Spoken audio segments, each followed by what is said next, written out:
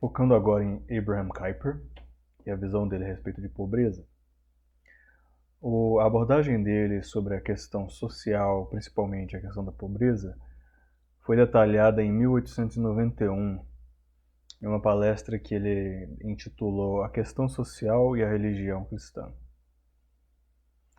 Ele disse que os problemas, o estresse até dos tempos deles, dos tempos em que ele estava, em consequência da visão individualista da época, foi promovido pela Revolução Francesa. E ele criticou tanto o iluminismo, o individualismo do iluminismo, quanto o coletivismo do socialismo estatal. Então ele opôs essas duas visões. A argumentação é que nenhum dos dois viavelmente ofereceu soluções para os problemas da pobreza advindos da Revolução Industrial. Enquanto membro de parlamento que ele era, ele pediu que um código de lei trabalhista fosse escrito e que conselhos trabalhistas fossem estabelecidos. Enquanto primeiro-ministro da Holanda, de 1901 a 1905, ele apresentou propostas legislativas para que houvesse uma reforma social e algumas delas foram de fato adotadas. E esses esforços refletiam o comprometimento dele, esse compromisso em ir ao encontro desses desafios de pobreza e condições ruins de trabalho. A teologia dele da graça comum também tem um papel nisso, a forma como ele aborda essas questões sociais, no sentido de que ele não gosta, por exemplo, da privatização da religião. Ele acreditava que a cosmovisão cristã, com base na graça comum, tem implicações significativas para a questão do trabalho e da economia. E as visões que ele tem influenciaram também o desenvolvimento da ética protestante de trabalho, que enfatiza então o trabalho árduo, o trabalho bem feito, diligente, e também a forma racional de administrar os recursos que temos. Então a abordagem dele em termos de pobreza e desenvolvimento urbano tem uma característica aí de princípios teológicos e política social prática. E o ponto é que as causas mais fundamentais das questões sociais têm, digamos, raiz na cosmovisão, e ao mesmo tempo ele conseguia promover essa justiça e dignidade para todo mundo na sociedade. E eu recomendo então esse trecho aqui intitulado O Problema da Pobreza, que está no Internet Archive, e alguns insights de uma entrevista dele com o Peter Haslam na Evangelical Philosophical Society, nesse website aqui. Para os meus alunos eu perguntei, olha, já que os kuiperianos têm um pouco mais de facilidade em aceitar um governo maior, assim como os canadenses e os holandeses em geral, outros cristãos preferem um governo mínimo. Por exemplo, o pessoal dos Estados Unidos, os suíços, os austríacos. Será que essas duas visões podem ser implementadas de maneira fiel à Bíblia? Voltando àquela passagem de 1 Pedro, sobre o afirmar e o corrigir. Então, quais os níveis, vamos dizer, quanta flexibilidade nós teríamos de implementar o conceito do que deve ser o Estado, qual o papel do Estado? Não tenho a resposta, mas imagino que sim haja alguma flexibilidade aí. Voltando para o livro do Keller, a parte número 6, ele vai falar de comunidades missionais. E Kuyper, enquanto um reformador, também teve ensinamentos interessantes com relação a como lidar com pobreza. Eu coloquei um artigo aqui nesse website e outro artigo a respeito das duties, a respeito da nossa obrigação, das obrigações inter, intra e transesferas. Ele vai falar das esferas de soberania da sociedade, seja a família, seja a educação, o governo, a igreja. Então, existem relações entre elas, existem relações, vamos dizer, dentro delas, existem relações ao redor delas e que atravessam uma e outra, quando a gente fala das nossas obrigações enquanto governo. E aí a página 33 e 36 vai lidar com isso. E tem também eu passei para eles esse recurso aqui do Richard Mall a respeito de como servir aos pobres e como punir o mal. Também está aqui no Internet Archive. Eu voltei naquele índice de vulnerabilidade social. Eu até tinha passado, eu dei uma passadinha nele. Eu estava até procurando, não sei se vocês lembram, alguma coisa nesse índice e foi isso aqui que eu tinha achado. Um dos índices sociais de vulnerabilidade tem a ver com qual igreja, denominação ou religião essa pessoa pertence. Isso é num índice, na verdade é parte, né, uma subcategoria do índice de engajamento social. Então, tá ali lado a lado com clubes, com associações sociais, voluntariado. Então, dentre todos esses vários índices, aqui tem dezenas de índices e subíndices, só um tem especificamente referência à religião. E, enfim, na minha opinião, isso é um grande ponto cego.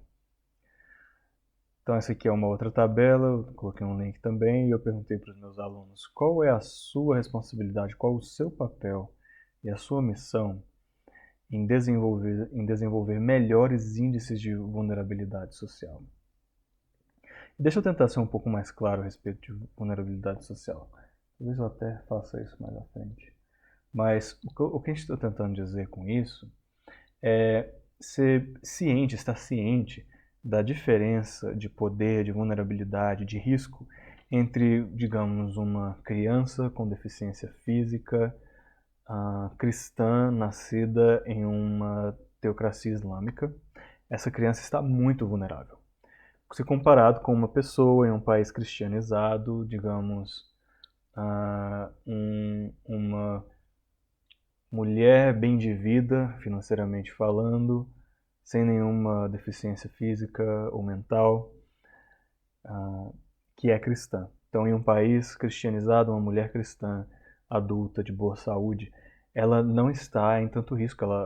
O risco à saúde, à integridade física dela, emocional, é muito diferente. Essas pessoas estão em situações de vulnerabilidade muito diferentes, com base nesses parâmetros de índice que eu dei, né? Faixa etária, local de culto ou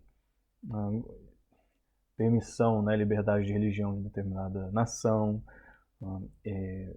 Falei faixa etária, questão social, né? Questão eu não sei eu não cheguei a dizer, mas essa mulher, digamos, ela é rica se comparado com uma criança pobre cristã numa sociedade islâmica, uma criança com deficiência também. Então, se você vai acumulando, aí você chega a um espectro do que faz de uma pessoa mais vulnerável.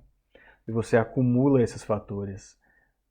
E muitas pessoas estão sujeitas a esses fatores acumulados, cumulativos de vulnerabilidade, que coloca elas em monumental desvantagem se comparado a pessoas em outro contexto.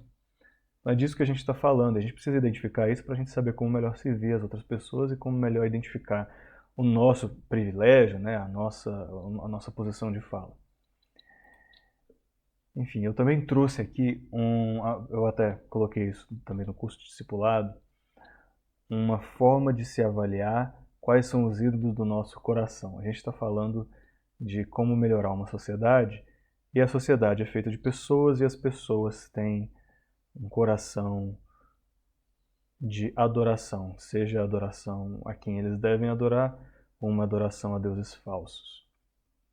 Então eu perguntei qual é o papel de categorias espirituais quando a gente fala de vulnerabilidade social. Quem são os espiritualmente humildes, né? Os humildes de espírito, os pobres de espírito? Quem são os vulneráveis? E eu trouxe isso porque se a gente pega, por exemplo, pessoas que estão em uma cultura em que eles valorizam muito a honra e uma cultura em que vergonha é algo muito relevante. Se essa pessoa, por exemplo, acabou expulsa de casa porque ela é cristã, como eu tenho amigos que foram expulsos de casa por serem cristãos, o fato dela estar inserida em um contexto em que ela valoriza a honra, eu coloquei aqui bem na parte inferior, mais à esquerda, um dos ídolos que pessoas podem ter. Se honra é um ídolo dessa pessoa, essa pessoa provavelmente vai tender a esconder essa história, ela vai tender a esconder a rejeição mais do que se ela não tivesse uma cultura de honra. E ao esconder isso, ela vai ter mais dificuldade de procurar ajuda. E ao ter dificuldade de procurar ajuda, ela tem dificuldade de encontrar apoio. E por isso ela pode acabar em uma situação mais vulnerável. Então isso é só um exemplo em como o determinado ídolo de uma pessoa pode tornar uma pessoa mais vulnerável. Então a espiritualidade acaba em vulnerabilidade social. Pessoas que querem muito poder, que estão buscando poder, por exemplo, podem ser mais suscetíveis como dizer isso? No Brasil a gente tem golpes, suscetíveis a golpes de enriquecimento fácil. Principalmente também se parte do ídolo delas é a riqueza, é o status. Então, elas são socialmente mais vulneráveis e financeiramente também mais vulneráveis a esse tipo de golpe.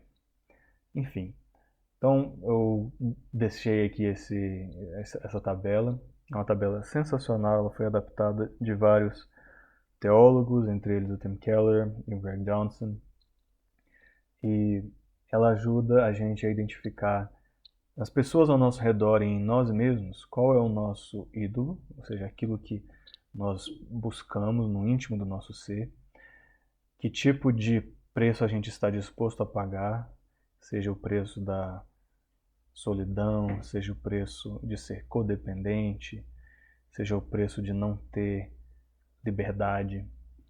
Qual o nosso maior medo, aquilo que a gente teme, e isso é importante porque socialmente pessoas que querem ter poder, elas vão buscar aquilo que mais amedronta a população, aquilo que mais amedronta determinada camada social para controlar essas pessoas. Então, elas usam os medos do coração das pessoas para manipulá-las, para mantê-las em posição vulnerável e tudo mais. Também analisa, né, nesse gráfico como as outras pessoas se sentem ao redor de pessoas, por exemplo, que têm um ídolo de controlar, pessoas que são altamente controladoras. Pessoas ao redor dela vão se sentir manipuladas, condenadas. As emoções às quais essas pessoas controladoras se submetem é uma emoção de preocupadas, elas estão constantemente preocupadas em perder o controle. E o tipo de conflito nos quais elas entram, por exemplo, são conflitos em que elas tentam regular os outros.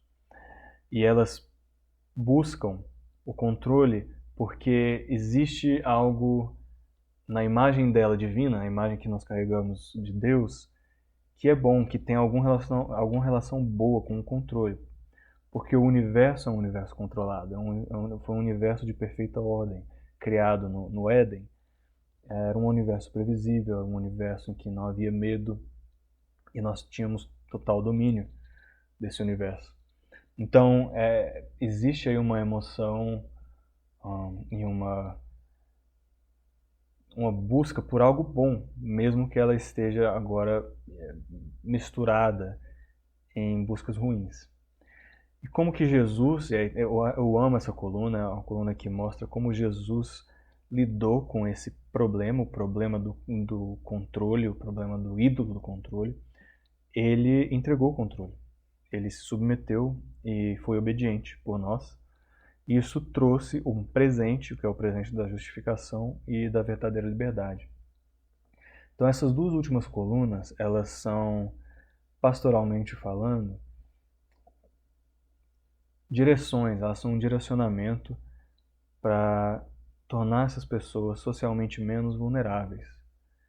Porque dizer para alguém que cresceu como se fosse a, a, a mosca do cocô do cavalo, né? Como dizem alguns, alguém que cresceu sendo humilhado, dizer para essa pessoa que ela é aceita, que ela é mais do que vencedora em Cristo, e tratá-la como alguém digno, isso tem um peso de transformação social muito grande. Essa pessoa não vai se deixar ser tão manipulada, ela vai aprender a ter uma autoestima, um certo valor, ela talvez abandone tentativas de suicida, talvez abandone as drogas, talvez, enfim, tudo isso tem, os fatores espirituais de vulnerabilidade são altamente relevantes para o desenvolvimento social.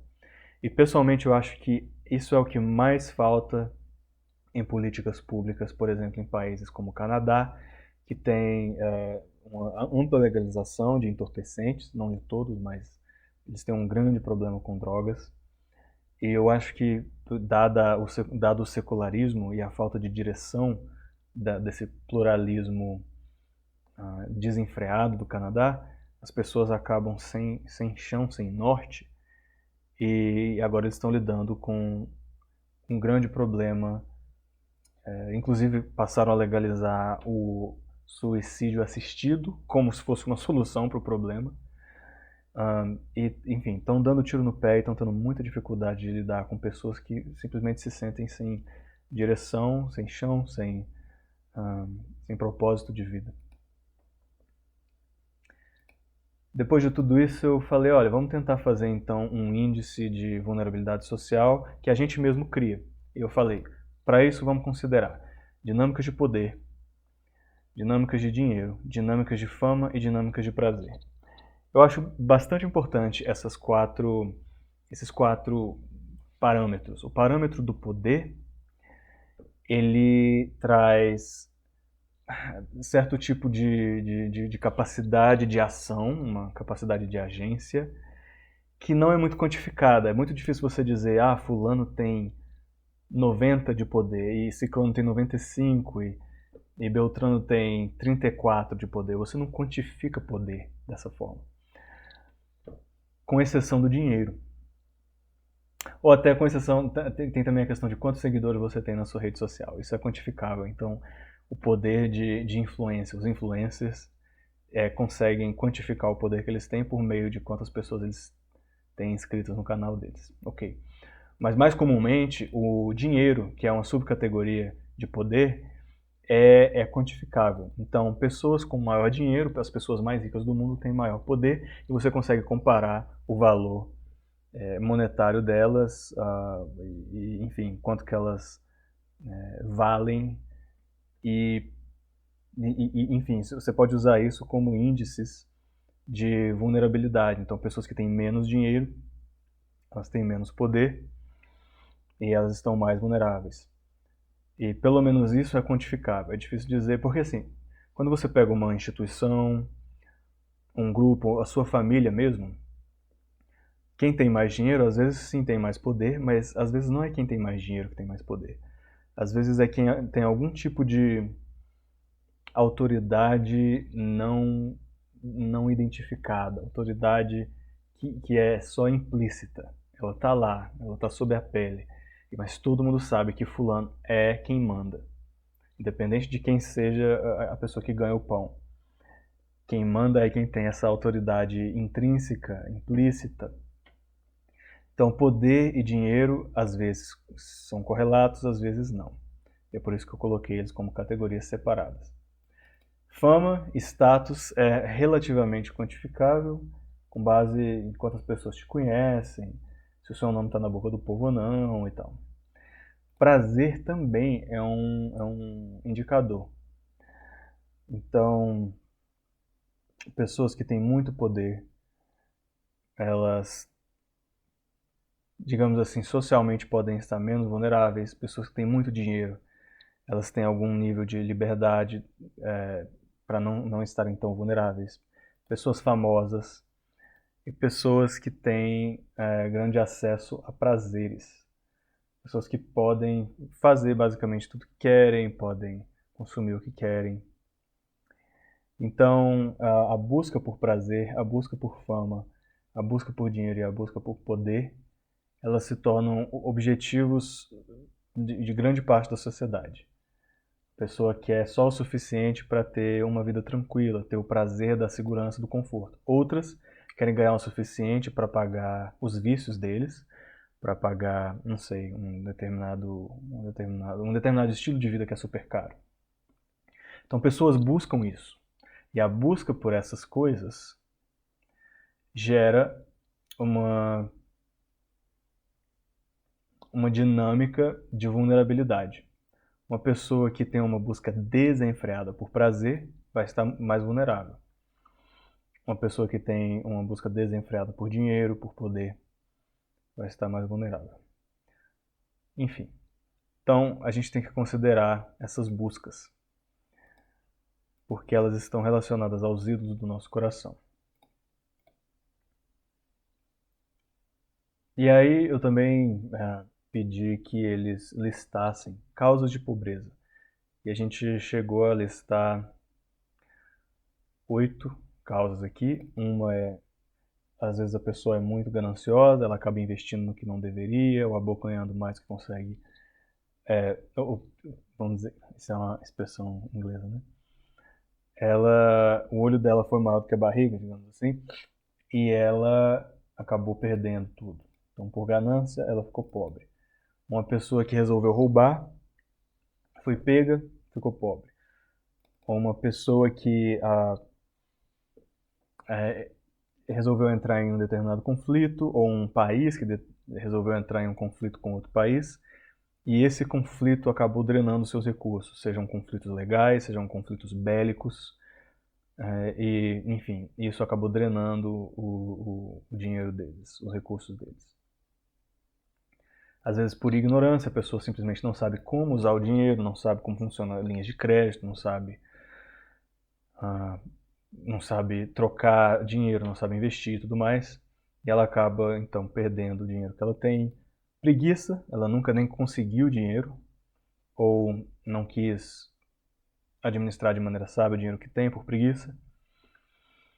Acidentes, coisas acontecem na vida, não sei, um acidente de carro, questões de instabilidade urbana, enfim, atos de Deus que dizem, né, sei lá, uma chuva passa, uma tempestade acaba fazendo uma árvore cair em cima do seu carro, e aí você não tem mais dinheiro para carro e fica endividado por causa disso e tudo mais. Catástrofe, aí no caso são coisas mais abrangentes do que só uma tempestade. Então a gente está falando aí de furacões, terremotos, ou de grandes tragédias como 11 de setembro, coisas assim. Pessoas podem ir à pobreza por causa disso, é muito fácil. De um dia para o outro, qualquer um pode acabar na pobreza, né? E, claro, doença. Doença drena, seja imediatamente, seja aos poucos, os recursos financeiros de alguém. Então, formas de pobreza. Por que eu trouxe essa lista e foi bom eu trazer isso para os alunos? Porque, na minha opinião, quando a gente tenta listar as variadas causas da pobreza, isso ajuda a gente a empatizar com as pessoas e não sermos reducionistas com relação ao que causa pobreza. Às vezes a gente vê alguém que é pobre e a gente acha das duas uma, essa pessoa ou é preguiçosa ou, não sei, alguém roubou o dinheiro dela, como se fosse só duas, como se só houvesse essas duas possibilidades. Ou às vezes a gente só acha que são preguiçosas mesmo. Eu já vi muita gente falando, principalmente pessoas da geração dos boomers, que só é pobre quem quer, ou só fica pobre quem não trabalha, quem não quer trabalhar. E não é verdade, a gente sabe que não é verdade. Sim, é pobre quem não quer trabalhar? Sim, mas só existe essa razão pela qual uma pessoa se empobrece? Com certeza não. Então a preguiça gera pobreza, mas nem toda pobreza é gerada por preguiça. Temos aqui muitas razões a não ser preguiça. 1, 2, 3, 4, 5, 6, 7. Então, 7 para 1, que o nosso coração, né, que o nosso julgamento mantém essa mesma proporção. Se a cada 7 pessoas pobres que a gente vê, a gente acha que é por pobreza, que a gente começa a achar que a cada 7 pessoas pobres que a gente vê, que seja por essas outras questões também. Que a gente cogite que é por ignorância, por doença, por catástrofe, por algum trauma que aconteceu na vida dela. Tá? Que a gente considere esses fatores ao olhar para as pessoas. Porque essa história do self-made, né? Eu consegui vitória, eu vim para esse país, uma história de imigrantes de sucesso, né? Eu vim para esse país sem R$1 no bolso, sem $1 no bolso. Eu fiz tudo que eu tenho, eu fiz com as minhas mãos. E aí as pessoas às vezes até esquecem do fator da graça soberana de Deus também, né, na vida deles. Enfim, aí eu falei, olha, tem muita gente que só foca na pobreza como fonte, na preguiça como causa de pobreza. Como a gente pastoreia pessoas que pensam assim? Às vezes tem pessoas pobres que pensam assim sobre si mesmas. Às vezes elas se culpam e acham que elas não conseguem sair do buraco porque elas são pobres, porque elas são preguiçosas, porque elas são idiotas. Elas falam, não, eu sou burro, eu sou muito, eu não tenho ética de trabalho. E às vezes não tem, mas às vezes elas estão enganadas. Às vezes elas só não conseguem ver quão vítimas, ou quão vitimizadas elas foram na caminhada delas. Depois eu continuei por outros caminhos aqui, eu fui falar de arquiteturas ruins, como elas fazem mal às cidades, éticas da polícia, vamos dizer, as éticas do vigilante, guardas de bairro. Esse aqui é uma série humorística também, que eu passei para eles, enfim. Comentei sobre a alegria e a tristeza dos relacionamentos. E os frutos de amar o próximo como a si mesmo significa compartilhar as alegrias dos outros, mas também tomar as dores dos outros. Fiz uma autoavaliação do curso, eles pediram uma melhora nessas áreas. Recomendei então uma leitura que é uma crítica, né, construtiva do livro do Jacobson, que eu já tinha mencionado, O Espaço. Entre Espaços, eu acho que eu chamaria esse livro em português. E recomendei esse site que acompanha o livro dos prédios abraçados ou abraçáveis, enfim, The Embrace of Buildings. E aí para cada um deles tem essa... Bom, enfim, eu até já mostrei esse recurso antes. Então chegou a hora para os alunos de eu pedir que eles fizessem um projeto baseado em resultados para lidar com pobreza e para desenvolver determinada comunidade urbana. No caso, em Hamilton, né, naquela cidade, em Ontário. E eu falei, olha, se você jogar no ChatGPT, você vê modelos de como fazer projeto, de como desenvolver um projeto. E aí o GPT fala olha, esse projeto precisa de um título, de uma data de início, de fim, quem está à frente do projeto, qual que é o background, quais os objetivos do projeto, quem são os stakeholders